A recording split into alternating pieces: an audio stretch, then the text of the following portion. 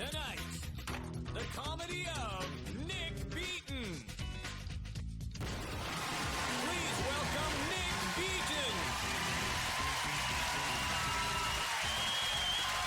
Hey! Thank you. Thank you very much. Thanks. What's going on? My name is Nick Beaton. I'm not originally from the Toronto area, although I love this city. I love living here. I'm from Nova Scotia originally. Yeah! Some people have heard of it. Awesome. It's on the map. Sweet. Yes, but I love living in Toronto. One of my favorite things about living in Toronto are the different cultural diversity groups that are here, all the different cultures that you run into all the time. It's amazing. I come from a small town, so it's really just all white people everywhere. So it's really cool when you move to a city like this and you get to run into these people all the time. But one thing I found is people always ask me what my cultural background is since I moved here. And I don't know why, like they're setting up teams or something. I don't really get it. I always just say I'm Irish. It's kind of a cop-out. I'm actually only 3/4 Irish. And I know it's really stupid when people start to fraction off their cultural backgrounds. Like, well, I'm Dutch, but my great-great-great-grandmother blew a Latino guy, so... That's where I get my dancing ability. Olay. But the way it works with me is my mom's side of the family is all Irish. My dad's side is half Irish, half Scottish. So I've been blessed with the thick Scottish body hair covering the pale Irish skin. Which is a combination that makes the ladies go, it's getting late. Let's wrap this up. You're disgusting. But they're bitches, so who cares? Man. I don't understand fashion. I don't get it. And I know I'm a guy, so it's not really for me to get. Women pay attention to fashion. They're the ones who keep changing with it all the time. They're the ones who make guys even care about it in the least, because that's the only way you'll fuck them, is if they're looking good. So I know it's not for me to pay attention to, but I don't really understand fashion. I don't understand how women keep on top of it so much. To me, it just seems so tedious. It changes every year. It's like, hey, ladies, remember all that crap you spent $2 grand on last year? Well, throw it out, because the exact opposite's in this year. Come on down for a pair of moon boots and an antique scuba diver's helmet. Unless you want to look like a loser, which I don't think you do. But yeah, as I say, it's not really that big of a deal for me as a guy. Like, I don't have to pay attention to fashion that much. It doesn't really change for us. There hasn't been a lot of major breakthroughs in t-shirt and jean technology over the past 10 years or so we're pretty good. But there are a lot of guys out there now that do really keep on top of fashion. They're really on top of it. They're really primped and proper. And one of the things they do that I don't understand is this complete removal of body hair that guys are going through. And the women that make them feel bad for not doing it, fuck you.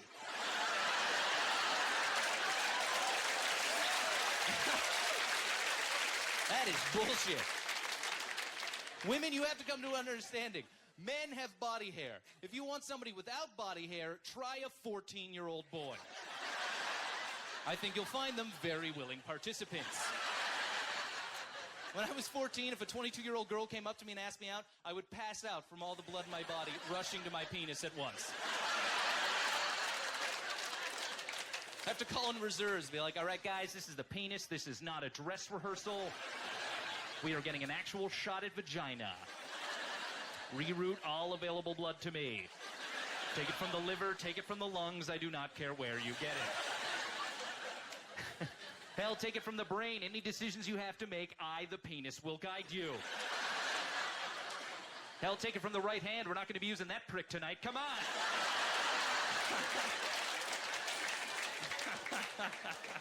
Man. One fashion trend I don't get to is the funny t-shirt fashion trend. I don't know why it was ever popular. I don't know why it's still popular. First of all, they're not funny, which means you fucked up already today and all you did was get dressed. That's it. It is 9 o'clock in the morning. Strangers think you're an idiot from 10 feet away. And there's basically two kinds of people that wear funny t-shirts. Dumb, uncreative guys. They wear it as like an attention grabber, you know. They're not interesting people, so this becomes their pickup line. They're just like, I don't know, I'll put this shirt on. Maybe somebody will suck my dick. God, I hope. Because you hear women say that all the time, too, right? Oh, the next guy that walks in here with FBI in his shirt and underneath it says Federal Booby Inspector, I am just gonna gargle his nuts.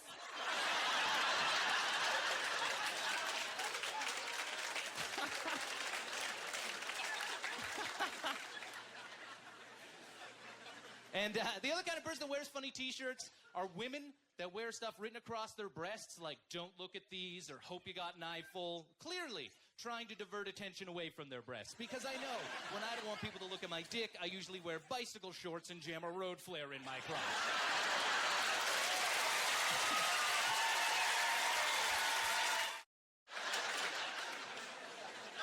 I love drinking. Got fans of drinking in the crowd tonight? Of course. Kill the pain. I love drinking, though. I love going out and partying. But when I moved to Toronto, my mom was really worried. You know, she's like, if you go to a bar and you put your drink down, don't leave it unattended because somebody might slip something in it. Mom, I am glad that your paranoia manages to find a way to bleed itself into every facet of reality. But I'm pretty sure when they say that, they're referring to just girls. I really don't think I'm in a high-risk group. And you know what? I don't even care. Let them roofie me. Doesn't matter. Doesn't matter. After 2 or 3 beers, I'm pretty much sexually useless. Unless you're planning on using me in a puppet show, you're pretty much wasting your time. And I never understood what the desired goal of roofies was. What do? You, like, put it in a girl's drink, wait till she hits the ground and run over like, mine, mine, mine. Like, is anybody letting anybody else get away with that shit? Man. One thing I love to watch on TV, though, late at night, you know, you're by yourself and you stumble across some porn that you didn't think was going to be there. That's amazing. I always look for that. And one time I was looking for it late at night. I know everybody else does it. Fuck you. You don't have to pretend. I'm not alone here. I'm not the only one who masturbates. It's fine. We all do it. Awesome.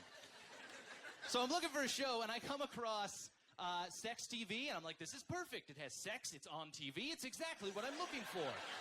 But sex TV is like a documentary style, like expose on all these different sexual fetishes. So what I actually ended up watching was the episode was dedicated to people that were aroused by furniture. Like a whole group of people aroused by furniture. They had websites dedicated to it, all your classic porn scenarios, like 2 black chairs and a white chair. Really sick shit.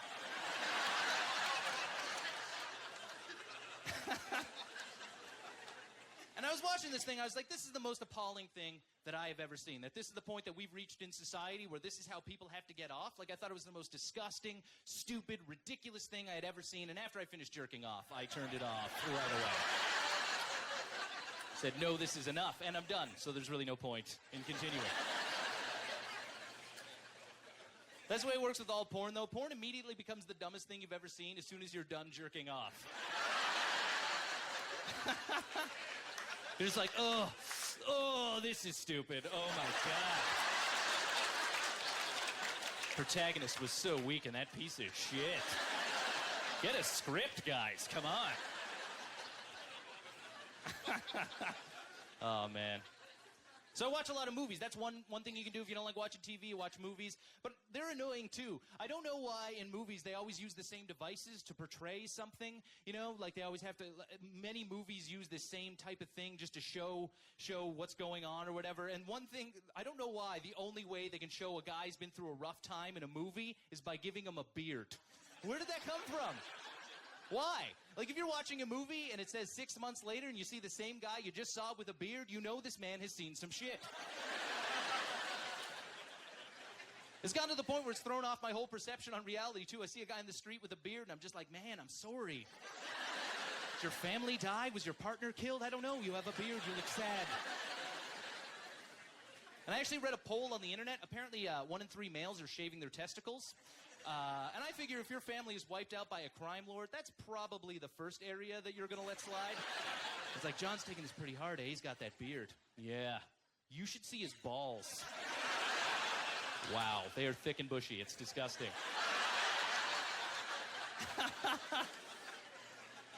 Another thing I love about living in this city is the transit system. I love how convenient it is. One thing I hate about the transit system is the people who work for the transit system. If you have lived in this city, if you have ever taken the transit system, you know they're dicks. They are huge dicks.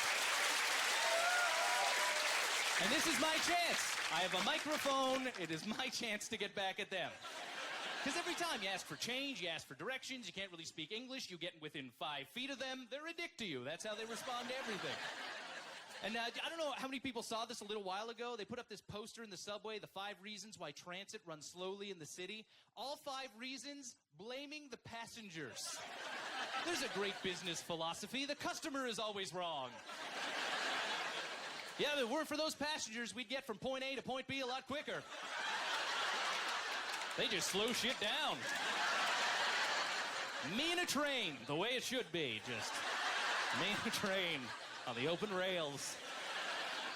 An example of how they think the customer is always wrong, I was on a train once, we pull into a station, there's this sudden stop, the doors open, the driver comes on over the intercom, he's like, there, see what happens when you stand too close to the yellow line?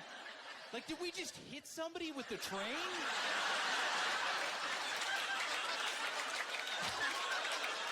And now you're scolding him for it? Is that how we do shit around here? Bet you wish you had 2 arms now, huh, dickhead? Couple minutes ago, you were a fully functioning human being till I came by with my big train and ripped you in half, huh, tough guy? Not so tough anymore. The thing is, I can deal with the subway a lot of the time. I always hate the bus. The bus sucks. If you're on the bus, you fucked up. And the worst thing about a bus, when you get on and it's just jammed full of people, like you couldn't even fit a small object on there, and the bus driver still pulls over to pick up like 15 more people. And they all climb on like it's the fucking Mayflower or something. Like, this bus is not your salvation. It is a dirty shit heap that carries depressed people around town. Catch the next one. And then he comes on over the speakers like, keep moving to the back of the bus, please. Everybody keep moving to the back of the bus. If you don't move to the back, I'll stay here all night. I don't care. Like, really, Dad? What, are you going to turn it around and take us back home? Just drive the fucking bus, okay, monkey?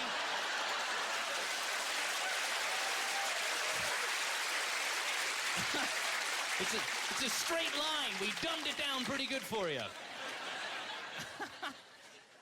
And a little while ago, they also put up these posters that said, please stop assaulting subway and bus operators. That's the level they reach. They're pleading now to not be hurt. And the first example of assault that they gave was spitting. If you are getting spit on enough to warrant an ad campaign, you probably deserve to be spit on.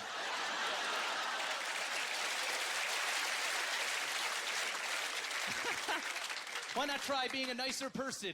Ask some internal questions like, why are so many people spitting on me? Do I have anything to do with it? Nope, not even an option. No, just put some posters up there telling people not to spit on me when I'm a huge dick to them for no reason. Like, do you know how hard it is to spit on somebody? You know how much effort that takes to decide to do that? If you cross that threshold, the motherfucker deserves to get spit on.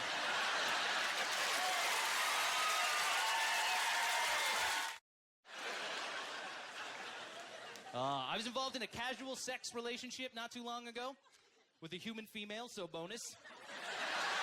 It's awesome. It's way better than that tennis shoe I fucked on and off for a couple months. It's awkward. And it's cool because I'd never done anything like that before, right? I'd never ever done that.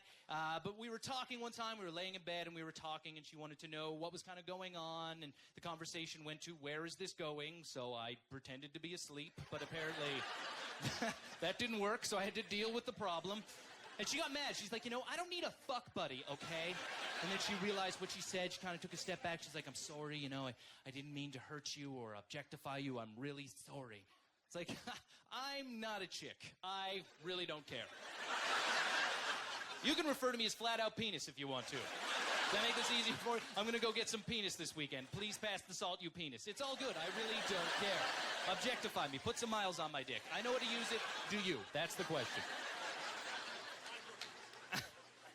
And I never understand girls who get offended by guys who hand them $20 for a cab ride at the end of the night. I just think it's so sweet. You know, it says, I care about where you're going because you're sure as fuck not staying here. You have to go home now.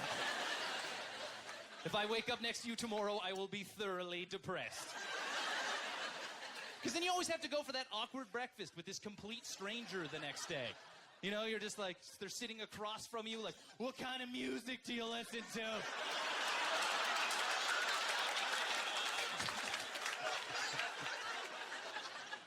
And just, I don't want to talk about music. Look, I make bad decisions, okay? You were one of my bad decisions. Please leave. I have a lot of thinking and crying to do. But it's tough when you get in a relationship, too. Like the casual sex thing, it's a bit of a different beast. Getting in a relationship, the worst kind of woman that I've ever been in a relationship with is the one that uses sex as a weapon. I hate women that use sex as a weapon, and they use it as a bargaining chip to win arguments, to get things, and it's bullshit. It's one of the most annoying things you can possibly do. And the women that do it think men that fall for it are so stupid. They're like, oh, all it took was an orgasm and I got a diamond ring. Well, as a male, I can't help but take the counterpoint of view that for a shiny bauble that serves no actual purpose, you put my dick in your mouth. So who is dumb, really? And you could have held out for so much more. For that blowjob, I would have given you an SUV filled to the top with diamond rings. Blowjobs are very high in my priority list. I make a list every day, always in the top 2 or 3, always. I write it down, get a blowjob, right there. It sucks, though. It sucks when relationships end. It sucks when you know they're going to end, you know, and you always seek outside advice whenever you think a relationship is going to end. You know, you talk to friends. I decided to read up on it, read up stuff on relationship counselors, stuff by psychiatrists, just to see if I could, you know, get some sort of advice to get through this. And I came across this article by this psychiatrist, and what he did was he developed a series of rules. And the rules for the guys were the woman always comes first. No matter what happens that day, she is the first thing that you think of. Listen, don't just hear what she says. And avoid disagreements by agreeing, even if you do not agree. And that was it. End of rules. There was no rules for the girls at all. Not even a couple, just to make us feel good about ourselves. You know, I'm reading this for advice. No, apparently I'm the only one who makes mistakes. That's very helpful. And that's bullshit. You want to know a person who knows that women makes mistakes? Ask a guy. They know, because every guy in this room has been fucked over by at least one chick. There are guys here tonight in the process of getting fucked over by a chick. And nobody stands up for us. Well, tonight, that shit ends because as a public service, I have developed a series of rules for girls to follow in relationships. The Nick Beaton rules for girls. Rule number 1, stop being insane.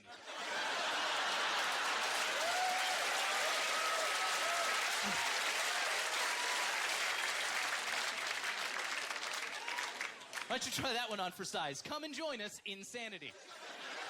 Who I am and what I do is in no way connected to what your daddy did, how your ex-boyfriend used to do things, or the fact that you're having an I feel ugly day. Please do not inflict any emotional strife on me for these petty personal insecurities. Rule number 2, not every girl that I interact with wants to sleep with me. They didn't before I met you, they don't now. Trying to convince yourself that I'm amazing so you can prove to yourself you didn't wind up with a loser is delusional. I'm not that great. You're not that lucky.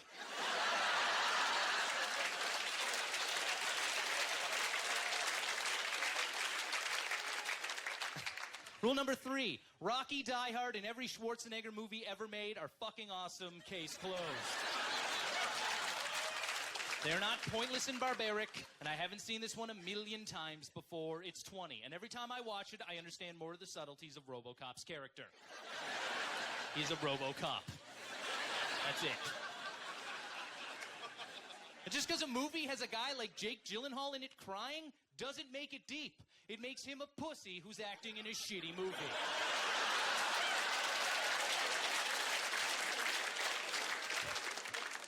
Rule number 4, stop asking for bites of what I'm eating.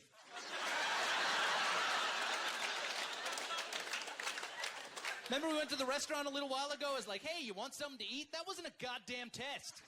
I was trying to quiz you to see how you dealt with it. And I only needed a bite. It's not a level of hunger that I'm aware of. That's why restaurants don't have things on the menu like a few of someone's fries.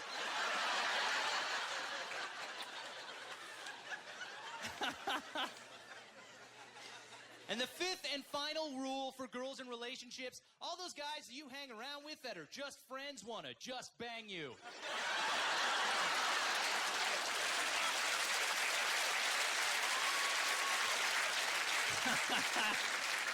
And that's the one that hurts the most. Because all the girls are like, no, I know this guy Chris and he gets me and we're on the same level. No, Chris wants to bang your brains out. I'll let you in on another secret too. Guys don't care about saving the friendship. We'll fuck you. We'll fuck you and ruin everything. I've got plenty of friends I can't penetrate. What I need are some that I can. So if your boyfriend is jealous because you're hanging around with the guy a lot because he's depressed and he just needs somebody to talk to, your boyfriend's right. Because the guy you're hanging around with is trying for the sympathy lay. Every guy here has tried the sympathy lay at one point in time in their life or another. It works. That's why we keep doing it all the time. That's why guys want to hang around with girls when they're sad all the time. Because guys think that girls are like guys, and when they're sad, they just want to have sex. Because guys always want to have sex. They think it'll make any situation better. A guy could get his arm ripped off, and he'd be like, geez, I bet you fucking to clear that right up.